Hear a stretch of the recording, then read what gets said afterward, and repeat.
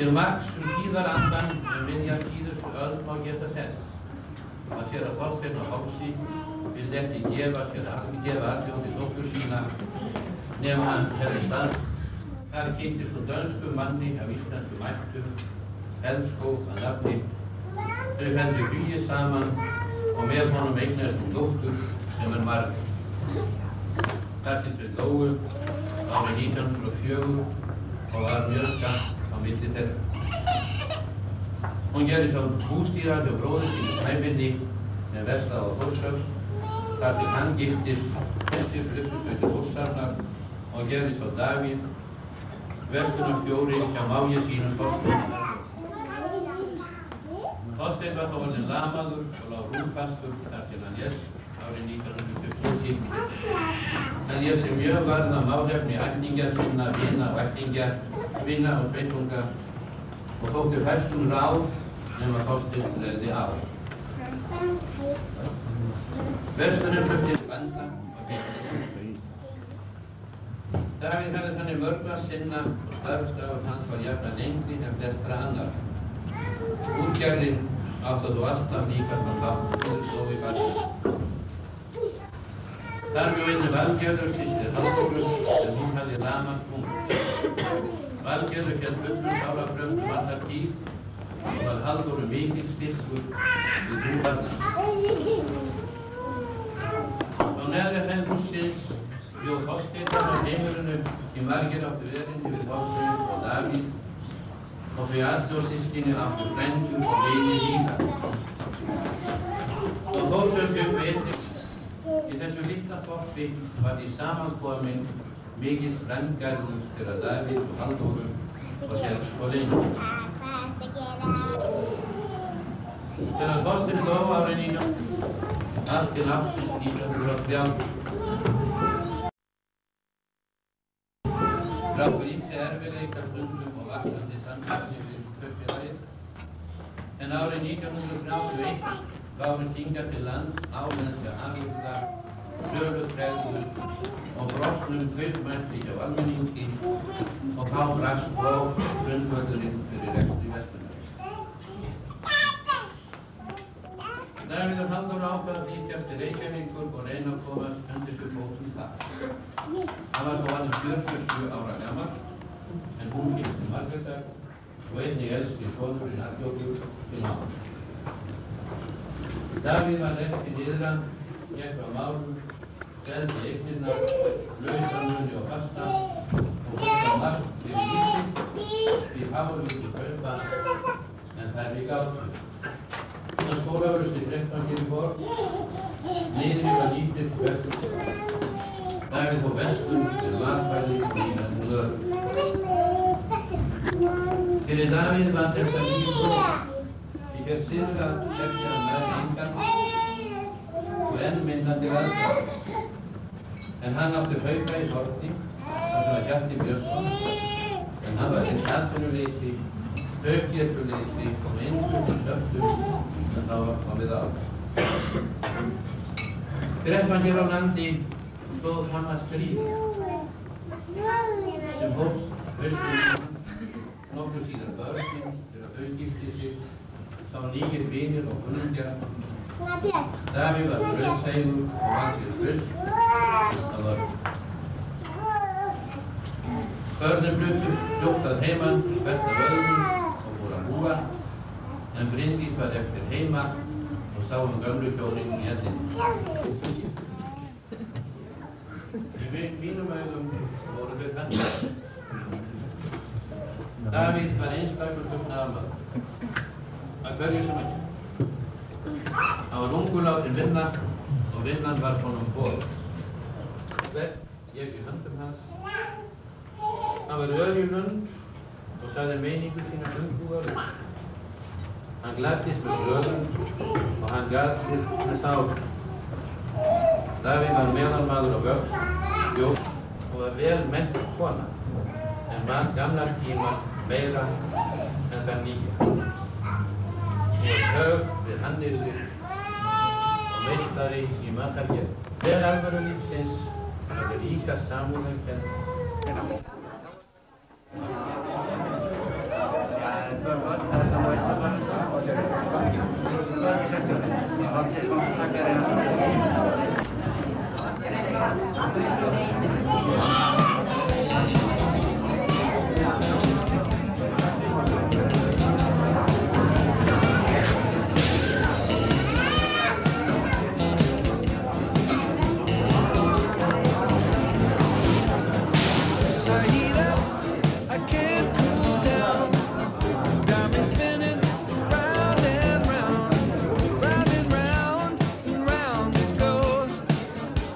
It stops, nobody knows.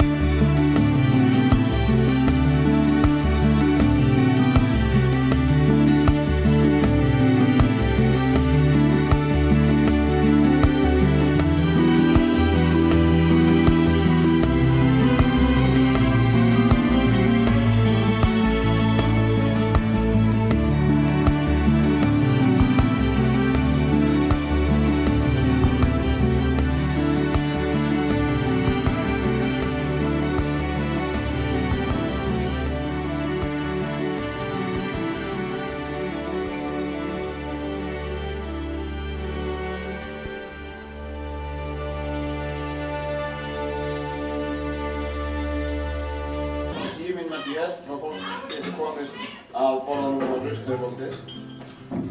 Eftir það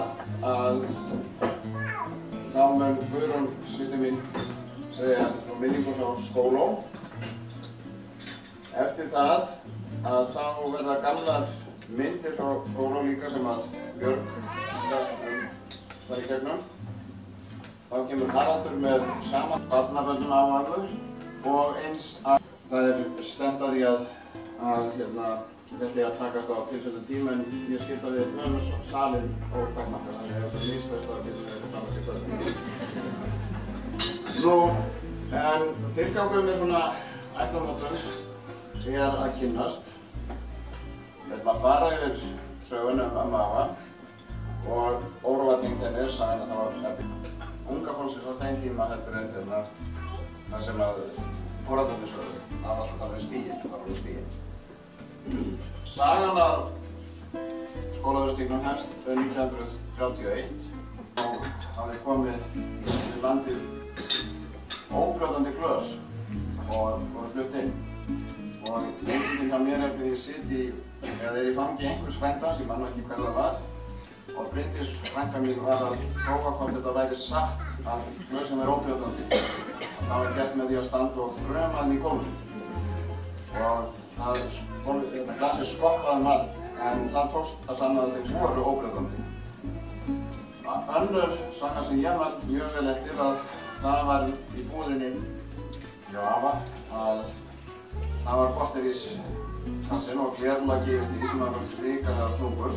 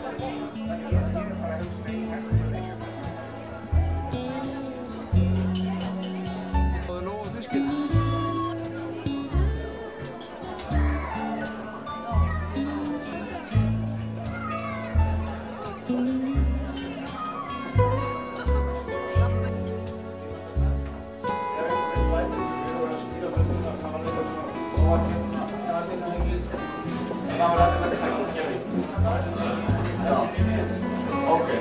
Það og eins veit ekki alveg hvað er á.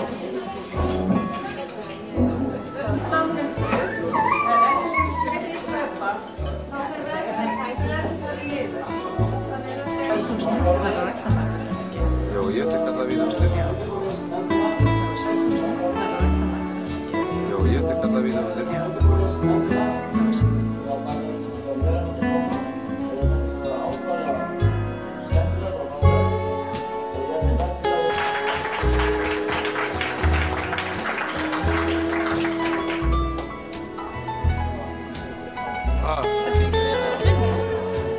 Eða bara... Ég veit það ekki. Það var myndir af íslensku spöggmjöli. Þessi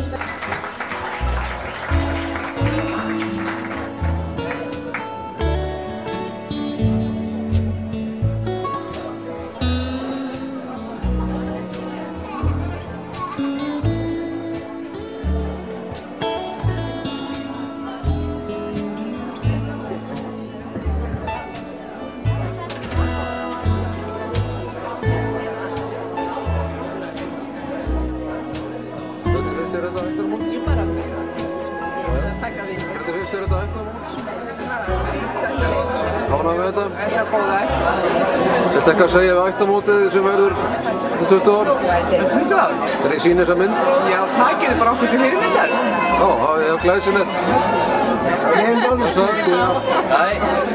Þú skilst að það var í París, hvernig var það? Það var sko til París. Er það bjargað öllu? Við erum að taka mynd fyrir næsta ættamót. Það er ekki að taka vídeo. Þetta eru ákomendur Margrétar. Við erum að taka mynd af þeim. Það gengur illa að veisla fólkið.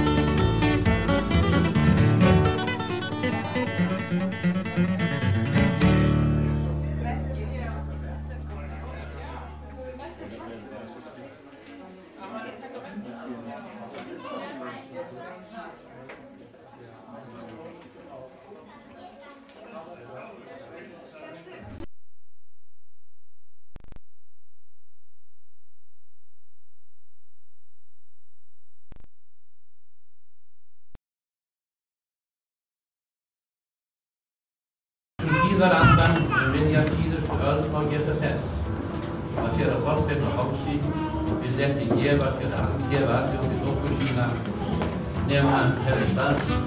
Þar kynntist hún dönskur manni af íslenskum ættum, Helskó að nafni, sem henni hugið saman og með honum eignast dóttur sem hann var. Þessi stóður var 1904 og var fyrir að skapa á milli þeirra. Hún gerði þá ódýrari dóttur og henni vegna á dóttur var því hann giftist og gerði þá Davíð verður hann þjóði okkar máli sín.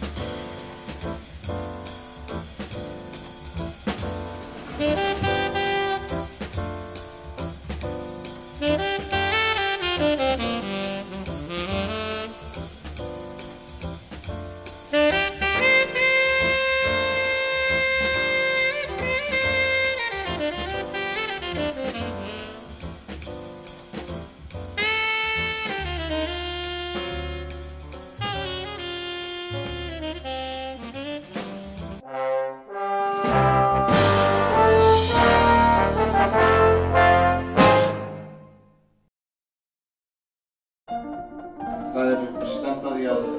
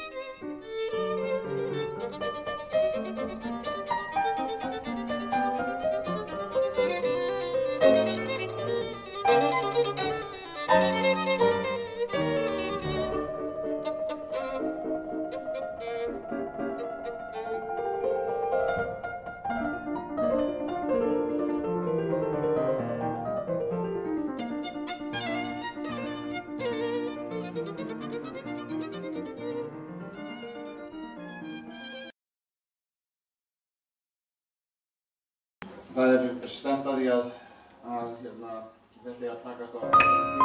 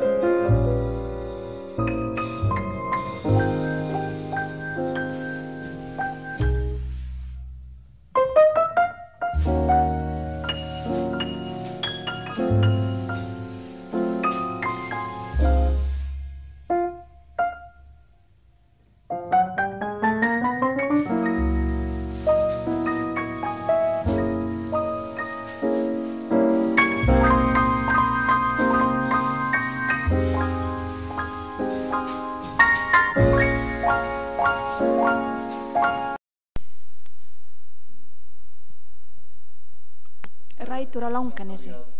Afi og amma okkar töluðu ávallt heima og heim þegar þau áttu við Langanes, Þórshöfn og Sauðanes. Það gerðu líka börn þeirra sem fættust og ólust upp þarna niðra. En hvorki afi né amma fættust þar né heldur foreldra þeirra. Amma Halldóra var orðin 12 ára þegar hún fluttist með foreldrum sínum og systkinum norður. Þar kynntust þau afi Davíð allmörgum árum síðar, giftust og eignuðust öll sín börn, 6 að tölu. Þau hjónin fluttu til Reykjavíkur 1932. Árin sem ættfeður okkar bjuggu á Langanesi náðu því ekki að fylla 50 árin, en þetta voru vissulega minnistæð ár og yfirleitt mjög hamingjurík. Þórshafnarhreppur varð fyrst til árið 1946 og var svæðið tekið af Sauðaneshreppi sem til var komin löngu áður. Austasti hluti Langanes, Austurhreppur, var á öldum áður talinn til Austurlands en var sameinaður Sauðaneshreppi 1845. Þar hafði engin kirkja verið. Sauðanes var því nokkurn veginn miðsvæðis í byggðinni á Langanesi og Þistilfirði á síðari hluta 19. aldar. Pressetrið Sauðanes var alllangt skeið eitt eftirsóttasta brauð á landinu vegna mikilla landkosta, svo sem reka, sel, silungsveiða, æðavarps og fjörubeitar.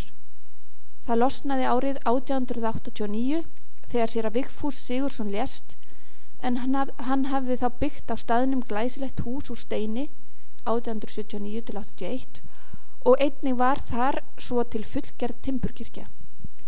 Mikill höfðingsbragur varð því á staðnum það leyti hinn framkvæmdaglaði prestur andaðist og brauðið losnaði. Séra Arnljótur var komin á efri ár þegar Sauðanes prestakall var auglýst laust og var hann einn 3 presta sem sóttu það. Kosningin var raunar dæmd ógild og skipuðu því yfirvöld í embættið og varð hann fyrir valinu. Séra Arnljótur kom svo að Sauðanesi með fjölskyldu sinni vorið 1890.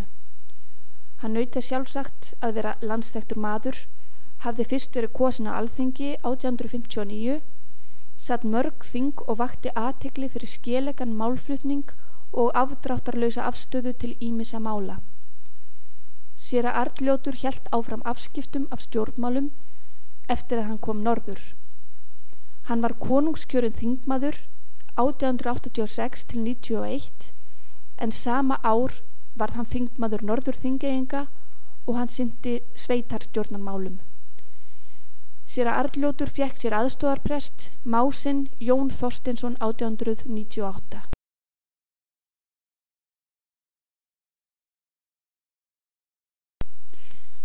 Arnljótur Ólafsson fæddist á Auðólfsstöðum í Austur-Húnavatnssýslu 1823 en Hólmfríður Þorsteinsdóttir, fædd 1839, kona hans á Hálsi í Fnjóskadal. Kristján Jónsson, fæddur 1862, faðir afa Davíðs, fæddist hins vegar á Seyðisfirði og einnig kona hans, Sigríður Jónsdóttir, fædd 1862.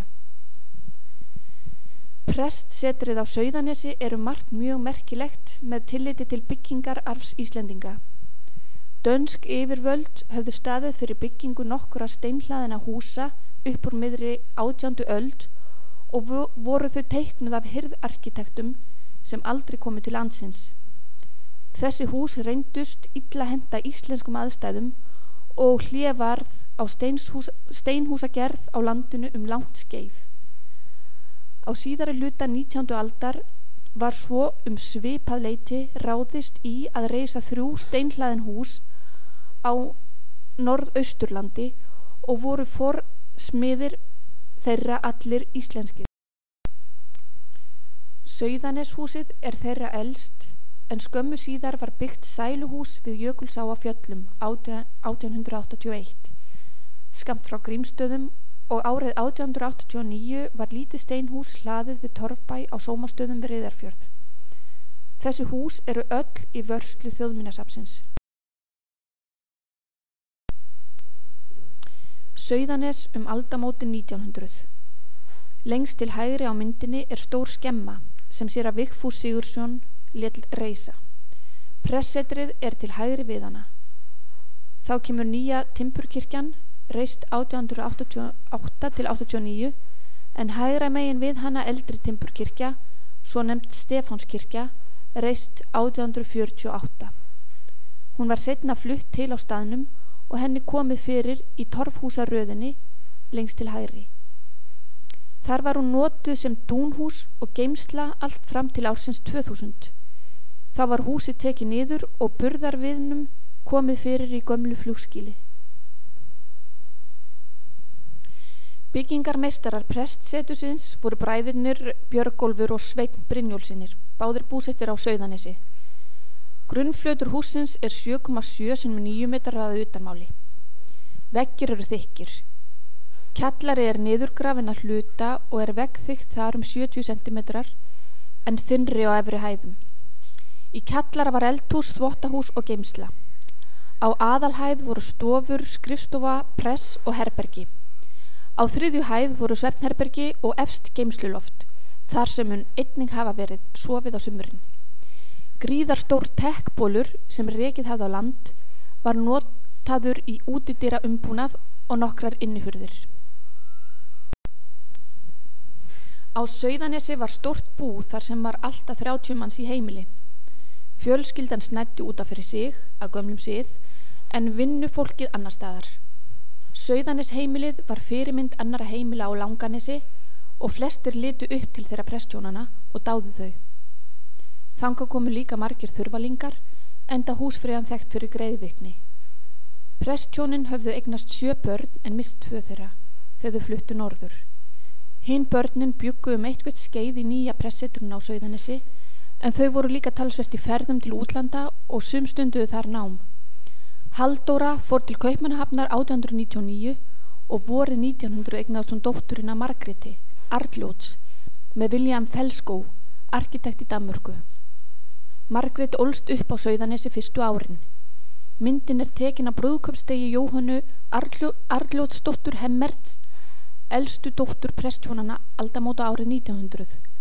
Halldóra amma er lengst kvenna til vinstri.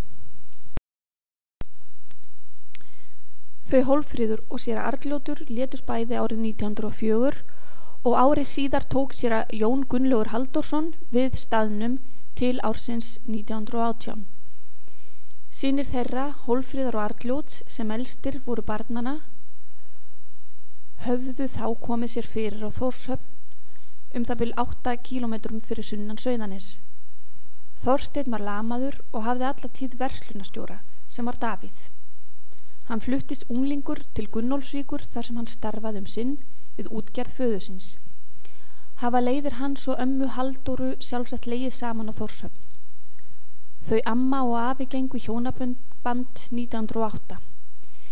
Búskap sinn hófu þau á Gunnólfsvík en fluttu árið 1909 til Þórshafnar. Þórshöfn árið 1918, sama ár og Þorsteinn Davíðsson fæddist. Íbúar á Þórshöfn 1900 voru 70 en íbúatalan fór yfir 100 árið 1914. Á Langanesu öllu var mannfjöldi aldamóta árið 350 en 450 árið 1914. Langstærsta verslunarfyrirtækið að Þórshöfn á fyrstu árum 20. aldar var Örum og Wulf og byggði það stórt og vandað hús úr timbri árið 1897 undir verslun sína. Snæbjörn Arnljótsson 1867 til 1940 var ráðinn til að veita versluninni forstöðu og fluttist hann í húsið sem einnig var kallað Snæbjarnarhús. Öll þessi hús á kortinu eru nú horfin og urðu mörg þeirra eldaði bráð. Þarna er nú hraðfrystistöð Þórshafnar og hafnar aðstæða. Þórshöfn 1910. Stóra húsið lengst til hægri er Þorsteinshús, en Þorsteinn Arnljótsson, fæddur 1865 og dáinn 1921, hafði nokkru áður keypt það af öðrum og stækkaði það fljótlega og breytti til að það hentaði sínum þörfum. Vinstra megin eru íshús og frystuhús. Í húsinu lengst til vinstri bjó þá meðal annars Draumajói, sem þekktur var víða land fyrir einstakt berdreimi. Þar bjó líka Sigþrúður Þórðardóttir, uppeldisdóttir séra Arnljóts og Hólmfríðar.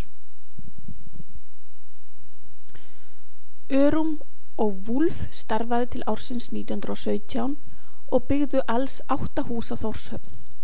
Mikill samdráttur var í heimsstyrjöldinni 1914-18 og árið 1918 var verslunin seld Jóni Björnssyni og Jóhanni Tryggvasyni, sem var mágur Davíðs. Snæbjörn Faktor flutti þá til Reykjavíkur og gerðist eftirlitsmaður með útibúum Landsbanka Íslands. Verslunarhús Örum og Wulf sem hér má sjá brann árið 1963.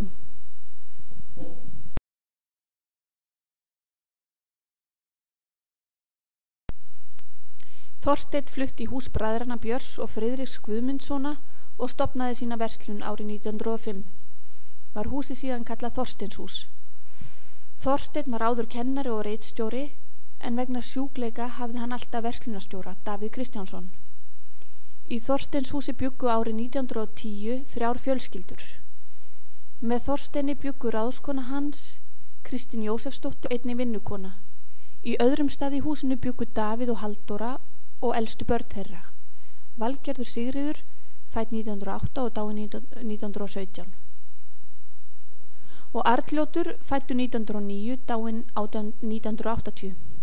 Hjá þeim voru einnig Valgerður Arnljótsdóttir, ömmusystir, og Andrea Kristjánsdóttir, afasystir, auk vinnumanna.